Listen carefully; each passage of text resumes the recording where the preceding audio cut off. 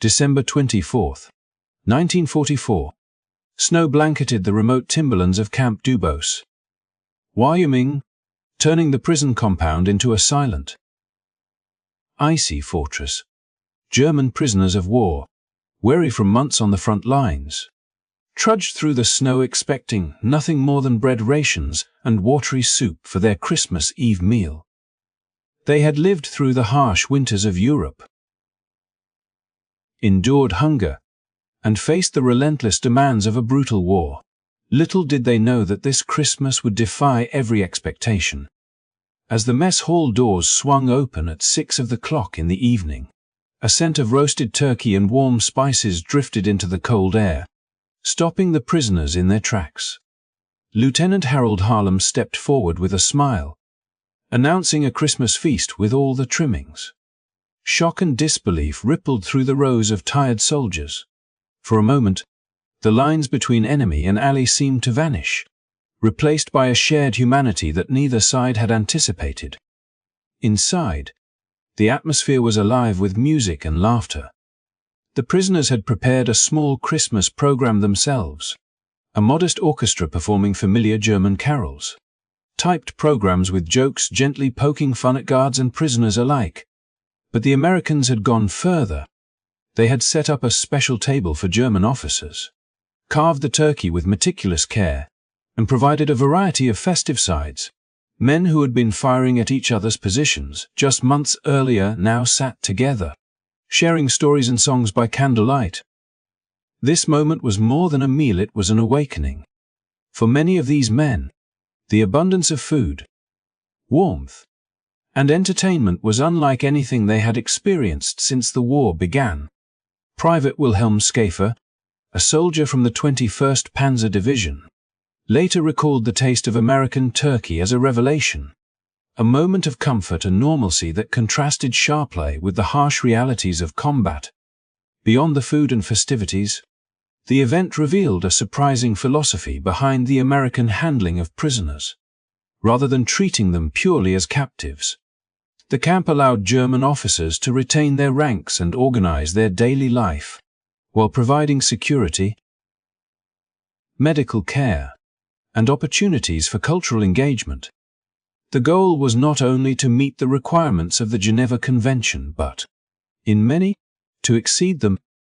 As the evening progressed, music echoed through the mess hall, voices harmonized in German carols and English songs alike, and a sense of camaraderie emerged in the most unlikely of settings. Soldiers laughed, shared memories, and found a fleeting sense of home amidst captivity.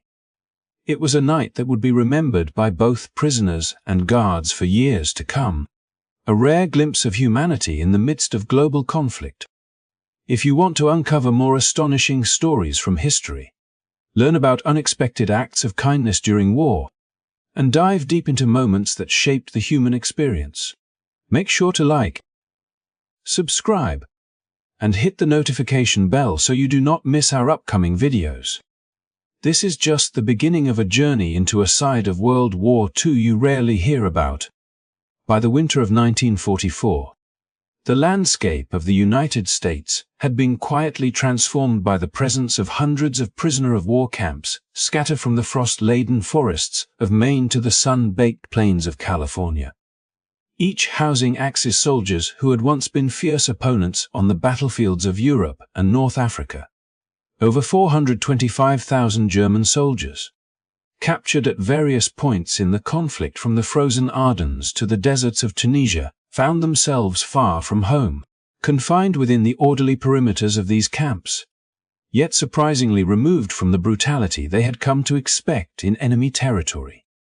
For the first time in months, many of these men were no longer confronted by the deafening roar of artillery or the constant specter of death. Instead, they were greeted by orderly barracks, hot meals served on polished tables, and an unexpected opportunity to contribute to the very society that had once been their adversary. Within these camps, the daily routines were carefully balanced between the enforcement of security and the allowance of autonomy. creating a structure that was at once familiar and profoundly disorienting to men accustomed to rigid military hierarchies and the relentless discipline of the Wehrmacht. Officers maintained authority over their units, conducting morning roll calls and organizing work details, while the American Guards, many of whom had recently been engaged in combat against these very soldiers, oversaw the broader operations with a surprisingly restrained hand. The result was a delicate ecosystem of trust and responsibility, where prisoners were entrusted with roles that fostered initiative, accountability, and even creativity, all while fulfilling essential labor requirements that directly supported the wartime economy. Fields that would have lain fallow due to labor shortages were tilled and harvested under the careful guidance of German POWs, their hands maneuvering American tractors and machinery with a mixture of curiosity and admiration for the engineering precision they encountered. Sugar beet fields in Colorado, vast expanses of corn in Nebraska, and sprawling farms in Wyoming all bore witness to this unique collaboration, where the line between captor and captive blurred in the shared rhythm of work, yet remained defined by the overarching circumstances of war. Beyond agriculture, POWs were integrated into industrial efforts that sustained the American war machine, operating assembly lines,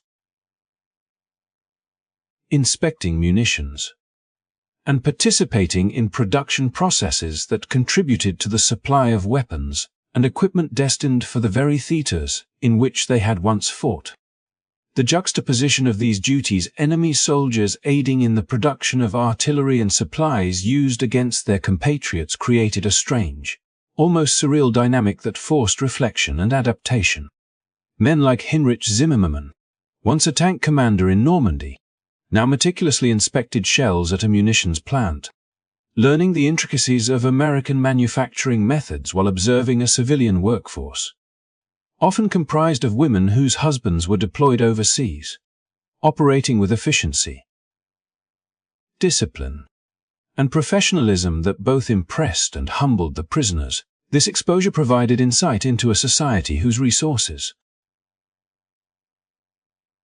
organizational capacity, and commitment to production had far surpassed what the German soldiers had witnessed in their own country, challenging preconceived notions of enemy strength and vulnerability. Even as the POWs engaged in meaningful labor, personal connections began to flourish, bridging the gap between captor and captive in unexpected ways. American farm families extended invitations for meals, shared stories, and celebrated holidays with the men who had only months before been considered mortal enemies. Children offered gifts, mothers prepared traditional dishes, and the warmth of these interactions created a network of human bonds that transcended nationalities and ideologies.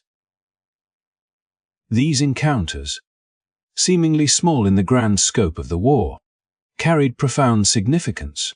They humanized both sides, softened the hardened edges of battle-hardened soldiers, and laid the groundwork for empathy and understanding that would endure long after the final gunfire had ceased. The combination of structured labor, comfortable living conditions, and the opportunity to engage meaningfully with both the environment and local communities resulted in a transformative experience for many prisoners. Accustomed to the scarcity and deprivation of prolonged conflict, they encountered abundance and order, learning to navigate a world that operated on principles of organization, efficiency, and mutual respect rather than sheer coercion. This exposure fostered a subtle but powerful shift in perspective.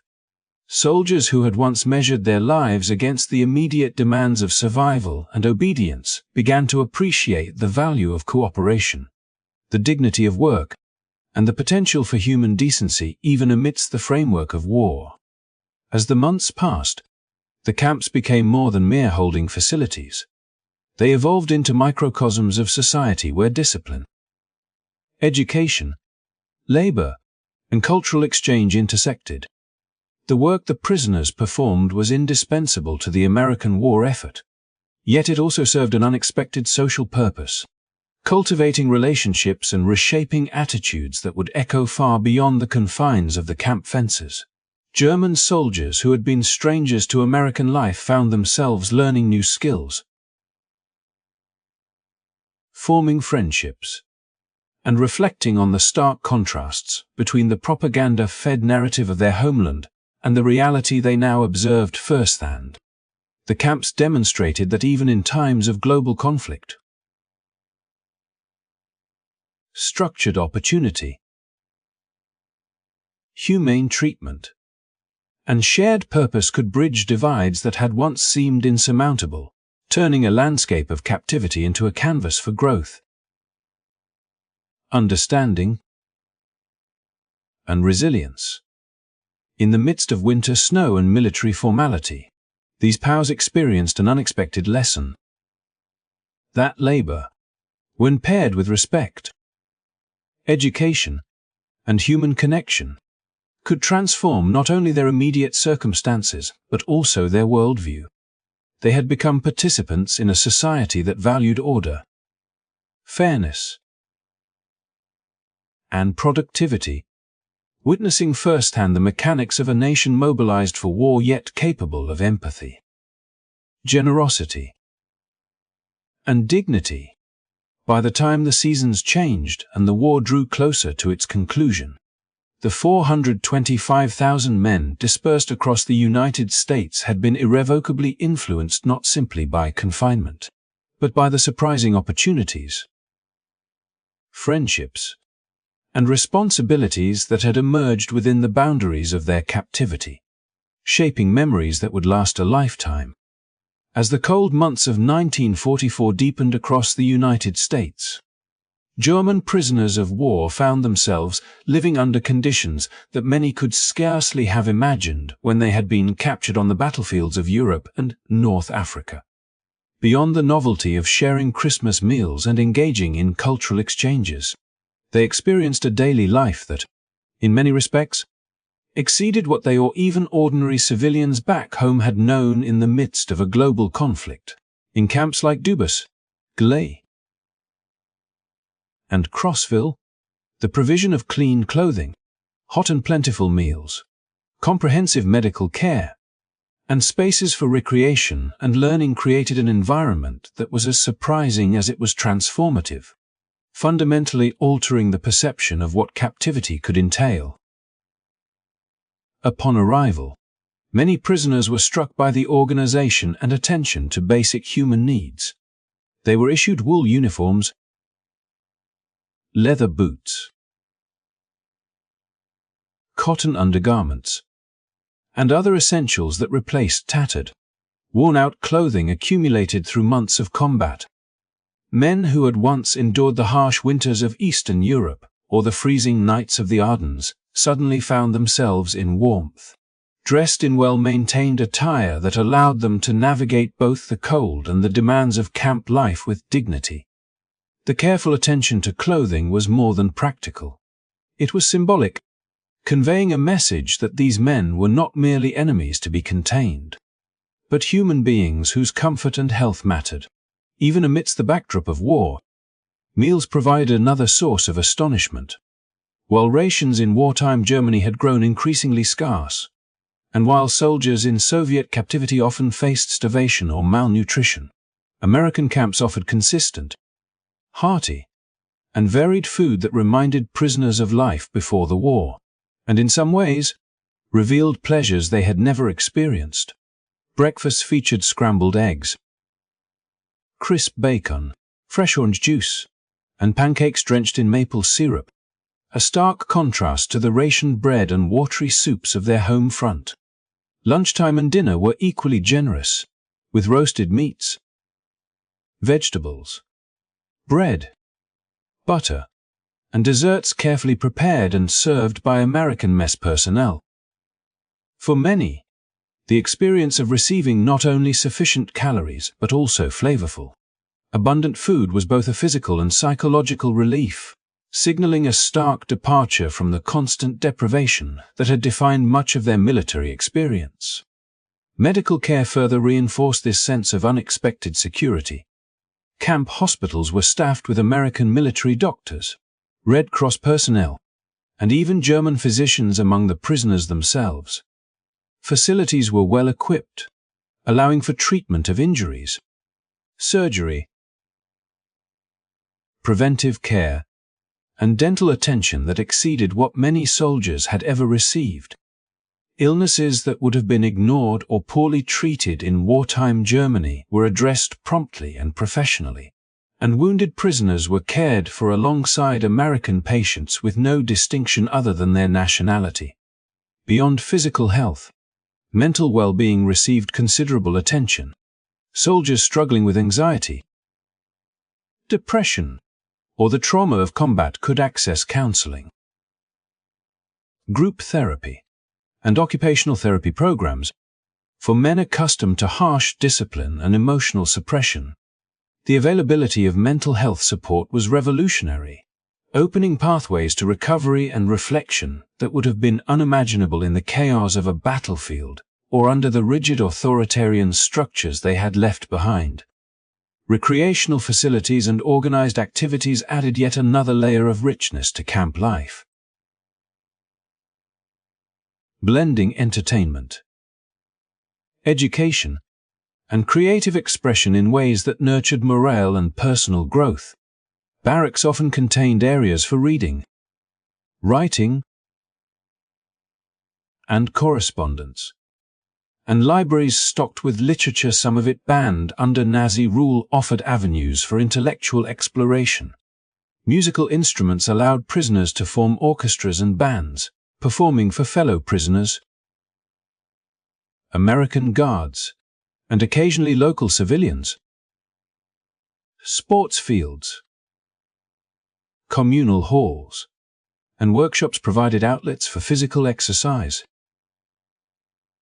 artistic creation, and skill development, cultivating a sense of routine, purpose, and community that contrasted sharply with the chaos of wartime campaigns.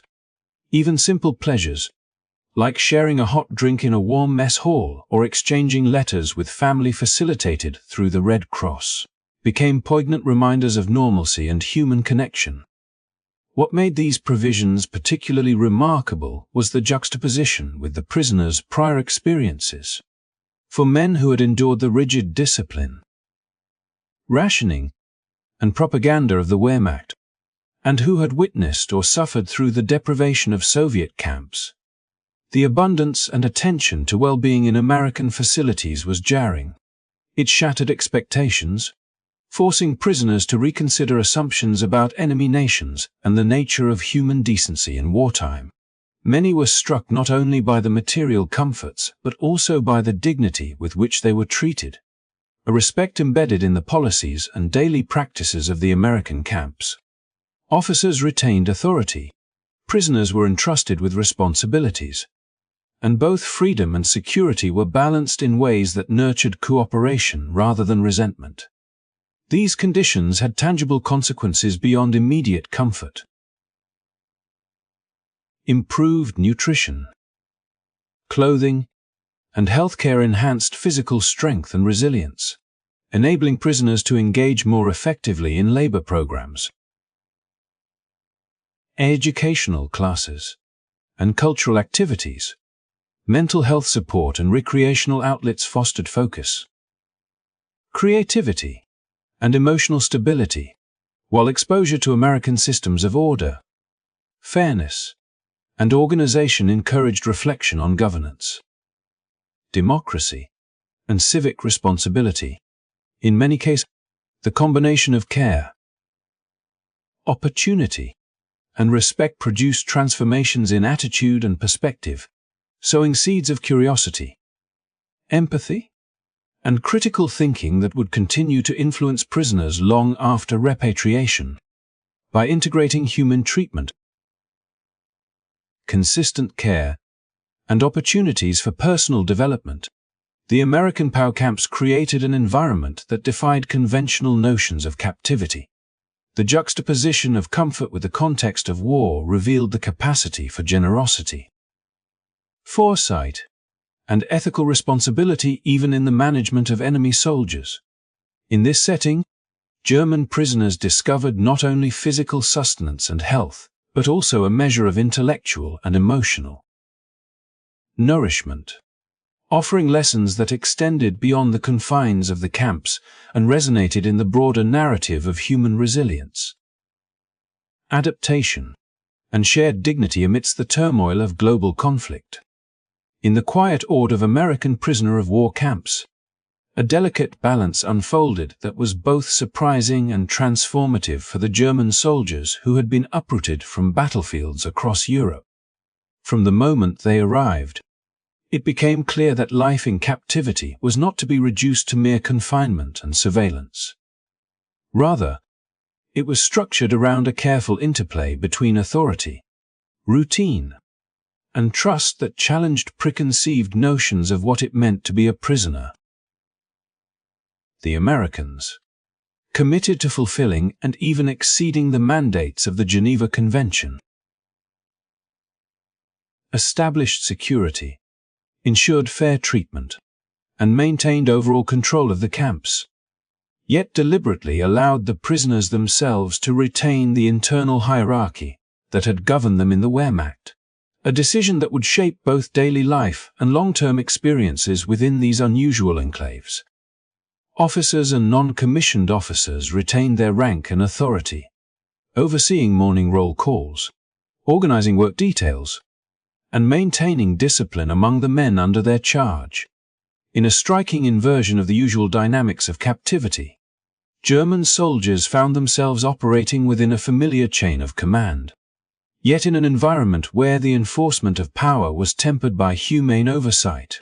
The American guards rarely interfered with these internal structures, stepping in only to ensure compliance with international law, safety regulations, and the broader rules of camp administration. This arrangement allowed prisoners to exercise responsibility and maintain a sense of purpose, transforming the psychological landscape of confinement. Men accustomed to rigid military routines on the battlefield discovered that they could manage daily life, plan work schedules, and even organize recreational and educational activities while under the protective umbrella of a system designed not to dominate but to guide. The daily rhythms of the camps were informed by this shared understanding of roles and responsibilities. Morning roll calls were conducted by German sergeants, ensuring accuracy and order while reinforcing the authority of the Nikos, who in turn organized labor assignments, supervised maintenance, and coordinated educational or cultural programs. Officers monitored overall conduct, resolved disputes, and provided leadership that maintained cohesion and morale, all while adjusting to the peculiar realities of captivity in a foreign land. Within these routines, prisoners found both continuity and autonomy. The familiarity of hierarchical structure provided comfort, yet the freedom to implement and adapt these systems fostered creativity, problem-solving, and a renewed sense of agency. American oversight, though ever present, was characterized by restraint and professionalism. Guards carried weapons and patrolled perimeters, yet their primary focus was the enforcement of security and adherence to the Geneva Convention, rather than constant coercion. Fences, watchtowers, and patrols existed to maintain boundaries, but much of the camp operated on an honor system, trusting prisoners to perform their duties responsibly. This trust created an atmosphere of mutual respect that stood in stark contrast to the rigid authoritarianism that prisoners had encountered in Nazi-controlled military contexts or on the Eastern Front. The juxtaposition of freedom within confinement, authority tempered by oversight, and discipline enforced through collaboration rather than fear created a remarkable environment in which prisoners could regain dignity and self-respect while fulfilling their obligations. Within this framework, prisoners organized educational programs, theatrical performances, musical ensembles, and sports competitions, each activity managed by those who understood hierarchy and discipline best. Professors, engineers, and technical officers led classes that taught mathematics, engineering principles, and foreign languages, while former regimental musicians formed orchestras and bands to entertain fellow prisoners and American personnel alike. These initiatives flourished precisely because prisoners were entrusted with responsibility and autonomy. The internal chain of command allowed them to plan, execute, and manage these programs without constant interference. The result was a vibrant, self-sustaining microcosm of structured society where learning, creativity, and social interaction became integrated into daily life, reinforcing morale and promoting personal development even amidst the constraints of captivity. The balance of authority also extended to labor assignments, where prisoners were trusted to complete agricultural, industrial, and construction work with minimal supervision. Fields, factories, and workshops were overseen by German POWs who coordinated schedules, allocated resources, and monitored quality, while American guards ensured compliance with safety regulations and overall camp security. This system not only maximized efficiency, but also instilled a sense of pride and responsibility among the prisoners, allowing them to contribute meaningfully to the war effort while maintaining their own professional standards and personal dignity. The psychological impact was profound. Men who had been stripped of agency in combat found that their skills, judgment, and leadership abilities were once again valued, reinforcing a sense of self-worth that transcended the material comforts and physical security provided by the camp. This interplay of structure and supervision extended to social and cultural life as well. Prisoners coordinated holiday celebrations, theatrical performances, and musical concerts, negotiating responsibilities, assigning roles, and managing logistics with remarkable efficiency. Officers ensured adherence to schedules,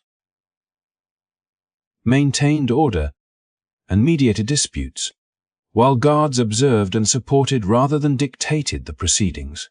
The result was a flourishing of creativity and communal engagement that not only alleviated the monotony of captivity but also strengthened bonds between prisoners and, in many cases, between prisoners and their American hosts. Social norms, respect for hierarchy, and a shared sense of purpose created a community in which discipline and freedom were not opposing forces but complementary elements, shaping daily experience and fostering resilience. In the end, the maintenance of the German military hierarchy within the structured oversight of American camps produced a unique environment that balanced discipline, autonomy, and humane treatment. Prisoners were neither abandoned to chaos nor subjected to oppressive control. Instead, they were entrusted with responsibility, supported in their daily routines, and afforded the dignity that comes from being treated as competent, capable individuals. This delicate equilibrium not only ensured compliance with international law but also nurtured personal growth, intellectual engagement, and social cohesion, transforming the experience of captivity from a purely punitive ordeal into a complex, meaningful chapter in the lives of men far from home. Through the careful orchestration of authority, routine, and trust, these camps became spaces where respect, responsibility, and structured freedom converged, leaving a lasting impression on both prisoners and the Americans who oversaw them, and redefining the possibilities of humane and effective prisoner management in the midst of global conflict. Amid the structured routines, comfortable living conditions, and meaningful labor assignments in American prisoner-of-war camps, a remarkable transformation unfolded in the intellectual lives of German soldiers who found themselves confined far from home, yet unexpectedly liberated from the constraints of propaganda, scarcity, and unrelenting combat stress. within the walls of camps like Crossville, Gley, and Tonkawa, prisoners discovered an environment designed not merely for containment, but for education and personal growth, offering access to classrooms, well-stocked libraries, and even books that had been banned under Nazi rule, creating an intellectual landscape as surprising as it was enriching.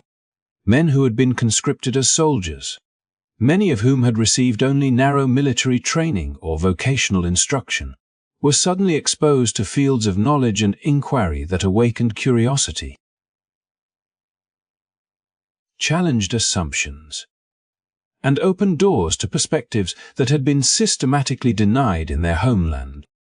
Classrooms became spaces of discovery and reflection, led by former university professors, engineers, and technical officers who themselves were prisoners, now assuming the role of educators among their peers. Mathematics classes explored principles far beyond the arithmetic taught in military training, delving into applied problems that mirrored real-world challenges in engineering, logistics, and production. Engineering seminars allowed technically trained officers to share expertise on machinery, fortifications, and industrial processes, fostering collaborative problem-solving and practical skill building that often surpassed the opportunities they had known in wartime Germany. Language instruction, including English courses, provided a critical tool for communication within the camps, enabling prisoners to navigate both administrative requirements and social interactions, while also preparing them for post-war life in a world where linguistic proficiency could broaden opportunity and understanding. The libraries, an unexpected treasure for many, offered a rich diversity of literature, history, philosophy, and political thought. German prisoners who had been subjected to strict censorship and propaganda were suddenly able to explore texts that had previously been forbidden, encountering works by authors who questioned authority, celebrated individual rights, or explored democratic principles.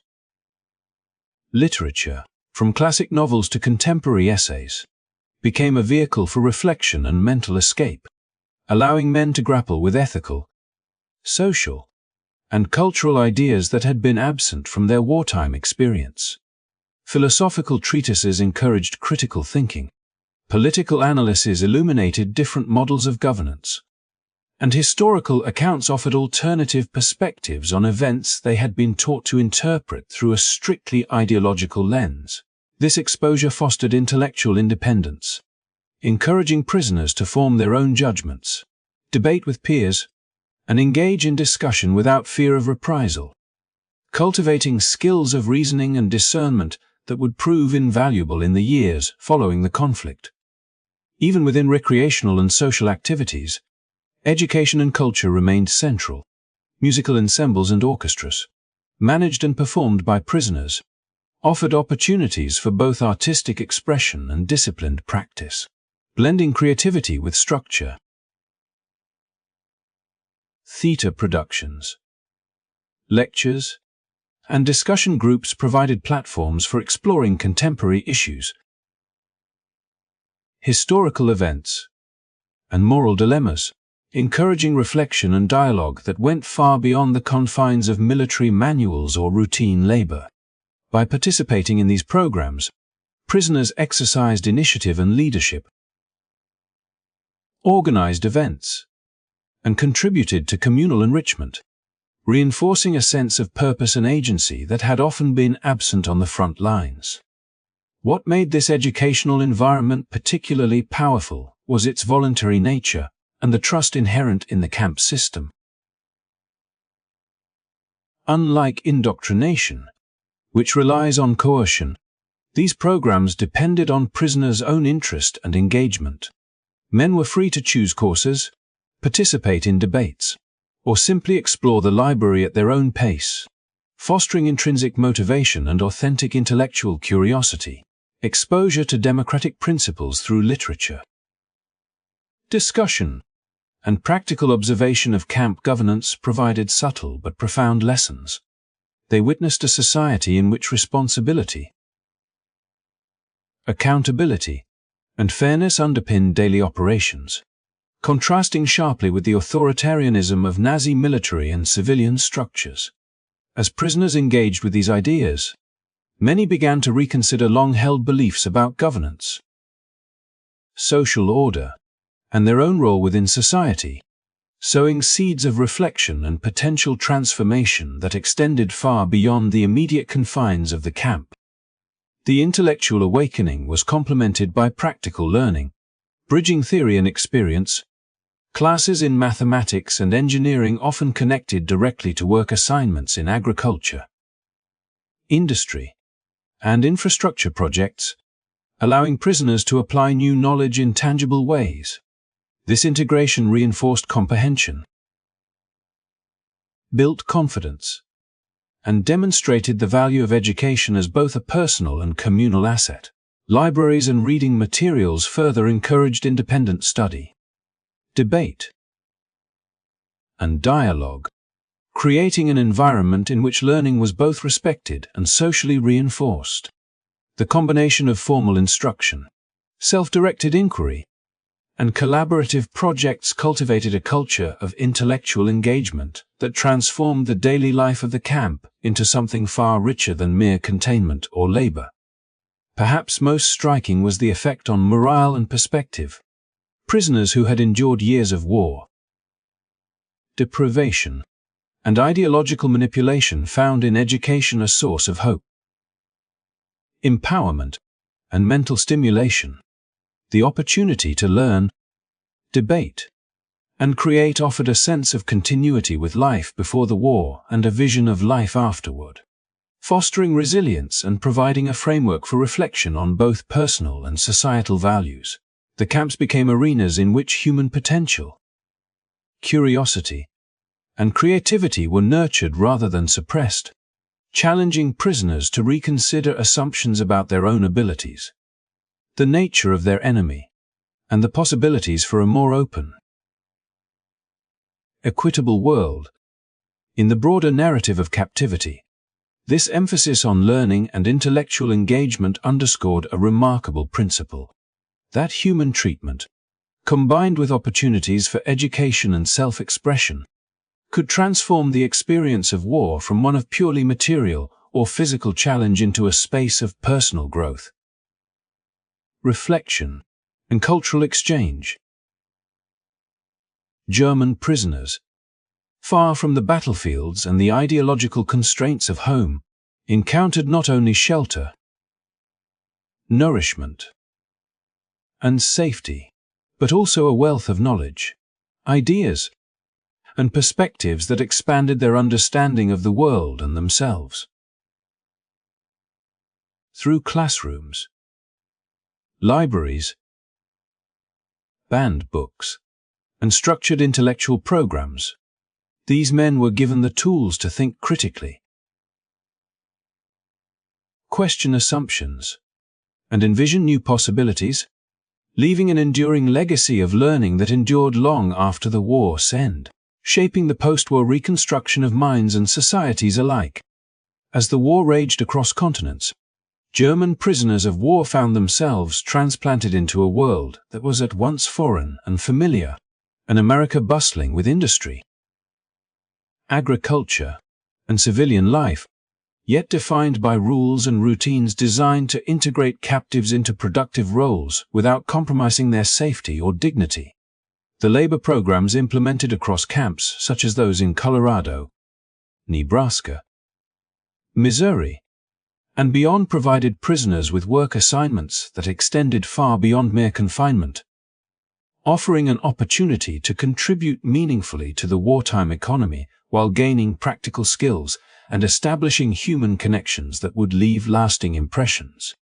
From the moment they stepped onto American soil, men like Otto Brinner, a former Panzer driver, and Werner Hoffmann, an artillery observer, found themselves entrusted with responsibilities that both challenged their abilities and expanded their horizons.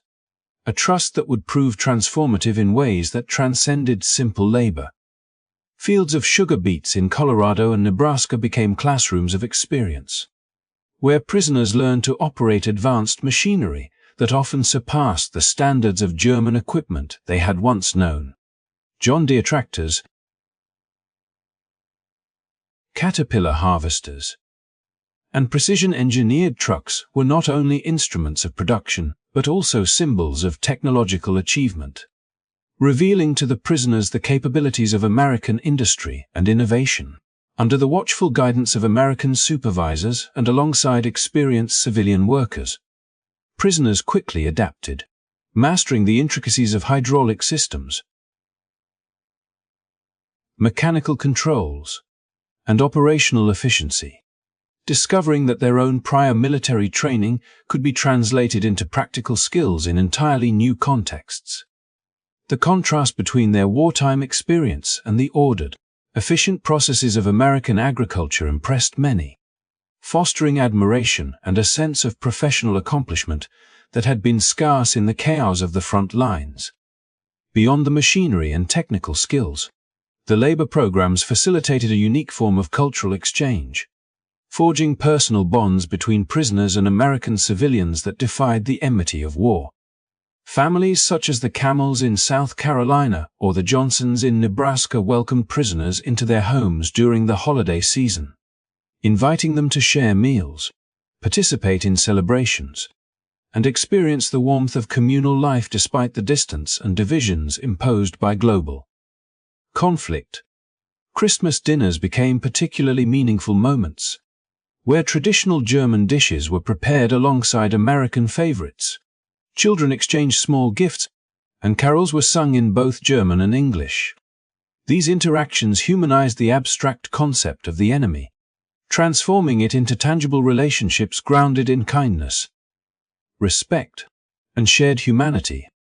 For prisoners who had endured years of combat, deprivation, and ideological pressure, these gestures were not mere indulgences but affirmations of dignity and social connection, leaving memories that would resonate long after repatriation.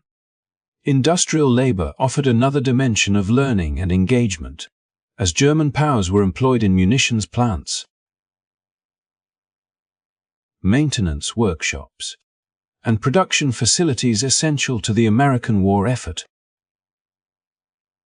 Heinrich Zimmermann, a former tank commander captured in Normandy, found himself operating machinery at an artillery shell factory near Fort Leonard Wood, Missouri, alongside American women whose husbands were serving overseas. Daily, he confronted a striking irony: former enemies collaborating in the creation of weapons that might once have been aimed at their own units, yet doing so in a professional environment where skill, precision, and mutual respect mattered more than nationality. These experiences offered profound lessons in responsibility, ethics, and collaboration, demonstrating that human capability and cooperation could transcend ideological boundaries. Prisoners acquired not only practical knowledge of industrial processes, quality control, and workflow management, but also a broader understanding of the social and economic structures that supported wartime production, insights that many carried with them back to post-war Germany. The remuneration system further reinforced both independence and personal agency. Prisoners earned wages for their labor, albeit modest, which they could spend at camp canteens on items ranging from cigarettes and beer to magazines, personal supplies, and small luxuries unavailable in Germany during wartime. This financial autonomy, paired with structured labor assignments, encouraged a sense of responsibility, reinforced the value of work, and offered a measure of normalcy within the controlled environment of the camps. It also highlighted the contrasts between their experiences in captivity and those in occupied territories or other theaters of war, where scarcity and deprivation dominated daily life. The combination of remuneration, skill building, and human interaction transformed work into a multidimensional experience that nurtured practical competence, social bonds, and psychological well-being. Agricultural work, in particular, revealed the depth of America's industrial and technological capacity, as German prisoners observed mechanization levels that often exceeded what they had known in their own homeland. Fields were efficiently cultivated and harvested with modern machinery. Irrigation systems and transportation networks, allowing prisoners to witness firsthand how labor, technology, and organization combined to sustain not only the local population, but also the broader war effort abroad. These experiences shattered many preconceived notions about the supposed limitations or decadence of American society, fostering a nuanced understanding of economic capacity, logistical planning, and societal cohesion. Moreover, working alongside civilian families provided repeated opportunities for informal cultural exchange, enabling prisoners to observe everyday life in a democratic society, engage in dialogue, and develop empathy and cross-cultural understanding. The human dimension of these labor programs cannot be overstated. Relationships forged between prisoners and civilians were often warm, respectful, and lasting, built on shared tasks, mutual reliance, and small acts of kindness. Correspondence after the war, reunions, and continued friendship in peacetime attest to the depth of these connections, demonstrating that genuine human bonds could emerge even amid the circumstances of wartime captivity. Stories of shared meals, collaborative problem-solving, and celebrations underscored that these interactions went far beyond transactional labor. They were foundational experiences in trust, dignity, and cultural exchange that profoundly shaped the prisoners' perceptions of the world and of themselves. Ultimately, the combination of meaningful labor, exposure to advanced technology, personal interaction with civilians, and opportunities for responsibility created an environment in which German POWs could grow, learn, and reflect. Their contributions to agriculture and industry were not merely utilitarian but transformative, offering practical experience, social engagement, and lessons in empathy, collaboration, and adaptability. The personal bonds formed during these years, sometimes extending far beyond the war, exemplified the power of human connection to transcend enmity and circumstance, leaving an enduring legacy of skill, understanding, and friendship forged under extraordinary conditions. In this extraordinary context, captivity became a conduit for education, collaboration, and personal growth, illustrating the remarkable capacity of humane and structured treatment to transform lives even amidst the turbulence of global conflict. As the winter of 1944 unfolded across the United States, German prisoners of war found themselves living a reality that sharply contrasted with the images of deprivation, fear, and rigid military discipline that had defined their experience on the battlefields of Europe. From the snowy timberlands of Camp Dubose to the sprawling fields of Nebraska and the officer quarters of Camp Crossville, men who had once been trained to obey without question, to fight relentlessly, and to embrace the ideology of the Nazi state were now exposed to an environment that emphasized humanity, dignity, and personal growth. Meals were plentiful and varied. Medical care was attentive and modern. Clothing was clean and warm, and recreational and educational opportunities abounded. Yet perhaps the most transformative aspect of captivity lay not in the material comforts, but in the lessons imparted through observation, experience, and personal interaction. For prisoners like Friedrich Weber and Heinrich Zimmermann, what began as cautious curiosity soon evolved into deep reflection. Daily life in the camps revealed a society operating on principles of fairness, responsibility, and mutual respect principles that many had only encountered in theory, if at, during their indoctrination, witnessing American efficiency, not only in agricultural production and industrial labor but also in medical care, camp administration, and communication networks. Prisoners began to confront the discrepancies between the propaganda they had been taught and the reality of life in a democratic society. The contrast was striking. Whereas Nazi indoctrination emphasized obedience, uniformity, and ideological loyalty, the American approach fostered individual initiative, personal accountability, and voluntary participation. In this environment, prisoners were both protected and empowered, treated as humans with rights and capacities rather than as mere enemy soldiers to be punished or exploited. Cultural interactions amplified these lessons. Shared meals with American families during Christmas, joint musical performances, educational discussions, and collaborative work alongside civilians and fellow prisoners created countless moments of connection that transcended national and ideological boundaries. Stories of singing carols with children, learning recipes from farm wives, or exchanging ideas in classrooms were not mere diversions. They were experiences that humanized the enemy, broke down stereotypes, and challenged the rigid worldview imposed by years of totalitarian rule. These encounters demonstrated that cooperation, kindness, and respect could exist even in circumstances defined by conflict, planting seeds of reflection on the value of empathy. Democratic participation, and the broader responsibilities of citizenship. Intellectual engagement further reinforced these transformations. Access to libraries,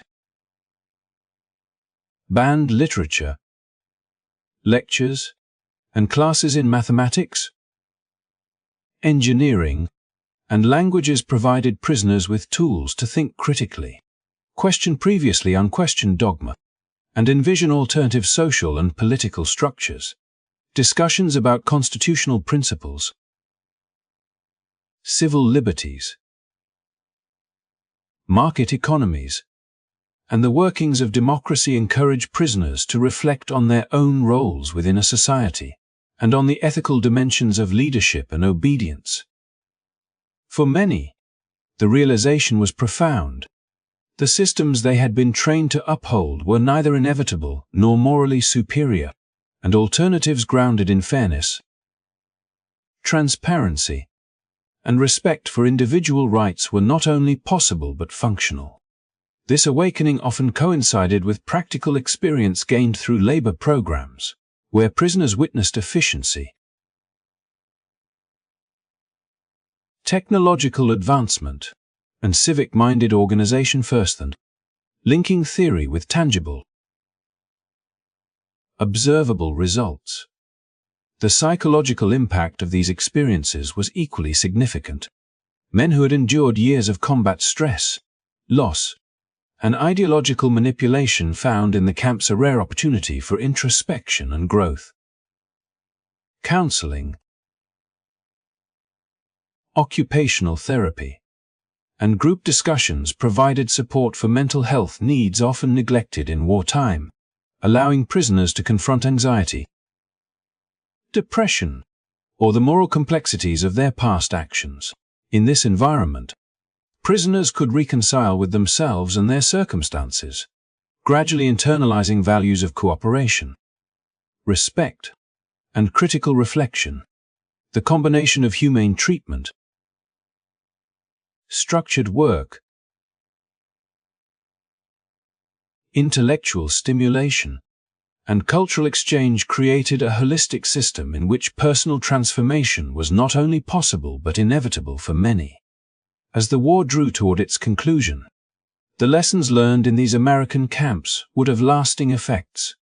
Prisoners who returned to Germany carried more than memories of comfort and safety. They carried insight into alternative ways of organizing society, understanding human relations, and valuing democratic principles. Men who had once unquestioningly followed orders began to see the potential for civic responsibility, constructive dialogue, and the peaceful exercise of authority. The exposure to humane treatment and cross-cultural collaboration challenged long-standing indoctrination, demonstrating the power of example and experience over coercion or propaganda. In many cases, friendships formed with civilians and fellow prisoners endured beyond the war, reinforcing the transformative potential of shared human experience even amid the backdrop of conflict. Ultimately, the story of German prisoners in American camps during 1944 illustrates a profound truth, that even in the context of war and captivity, humane treatment, intellectual engagement, and cultural exchange can foster understanding, personal growth, and social reflection. The camps were not merely sites of containment, they were crucibles in which attitudes could shift, ideologies could be questioned, and the seeds of a more open, democratic, and empathetic post-war society could be sown. These men experienced firsthand that human dignity, education, and mutual respect transcend borders, ideologies, and the circumstances of conflict, leaving a legacy that underscores the enduring value of compassion and enlightenment, even in the harshest of times. Thank you for joining us on this journey into history, exploring the unexpected humanity and transformative experiences of German prisoners of war in America. If you found this story insightful and thought-provoking, please like this video, subscribe to our channel, and share it with others who appreciate history's hidden lessons. Together, we can uncover the stories that challenge assumptions, illuminate human resilience, and inspire a deeper understanding of our shared past.